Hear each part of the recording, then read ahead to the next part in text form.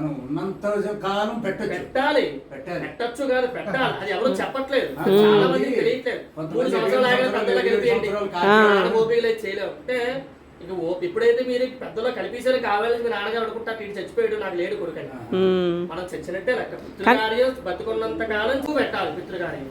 అలా పెట్టిన రోజున వాడికి ఒక శాశ్వత వైకుంఠాలు కలుగుతాయి.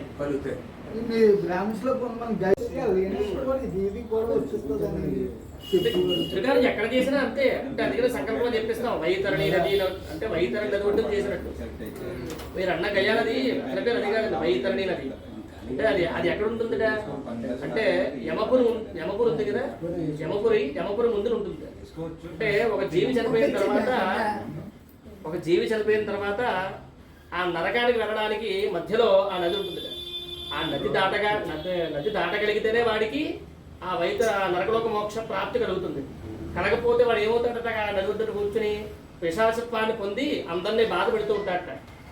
అంటే వాడికి ఆ పిశాచత్వం కలగకుండా ఉండాలంటే ఎలా చేయాలి? పితృకార్యం అంటే ఈ కార్యక్రమం అంతా కూడా విధానంగా జరగాలి. అంటే ఆత్మ శివుడి దగ్గరికి వెళ్ళిన తర్వాత శివుడు అడుగుతాడట ఏమని ఆత్మని, అయ్యా నీకు పితృకార్యం సరిగ్గా జరిగిందా లేదా అని.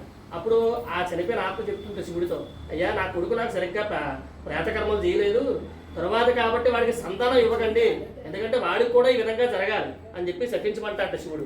అందుకని చాలా మందికి ఈ రోజుల్లో ఈ పితృకార్యం సరిగ్గా చేయకపోతే సంతానం కలగట్లేదు. ఇదంతా కూడా ఎలా చేయాలంటే వైతరణి నది ఒడ్డున కూర్చొని పరమశివుడు చెప్తూ ఉంటాడట ఆ పిశాచత్వానికి. ఈ విధానం అంతా ఇదంతా గరుడ పురాణంలో ఉంది. అది అలా ఆప్షన్ ఒకటి. రెండో ఆప్షన్, ఇప్పుడు ఈ కార్యక్రమం చేస్తే అంటే ఎందుకు చెయ్యాలి పితృకార్యం చాలా మందికి అవగాహన లేదు, తెలియదు.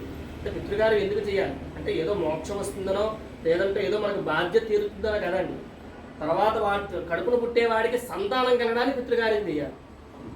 మనకి మనం ఉన్నాం ఇక్కడతో మన వంశం అయిపోలేదుగా. వంశం నిలబడాలంటే ఏం చేయాలి?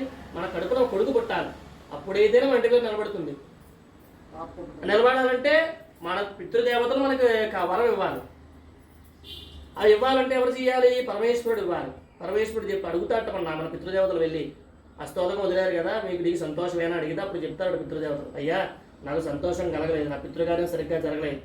అంటే మనకి ఎవరిలో చేసే తప్పు ఏమిటయ్యా అంటే చాలా మంది 3 సంవత్సరాలతో కార్యక్రమం ఆపిస్తున్నారు. అది అలా లేదు అసలు. ఏ శాస్త్రంలో ప్రతి సంవత్సరం చేసుకోవాలి పితృకార్యం ఆపడానికి లేదు.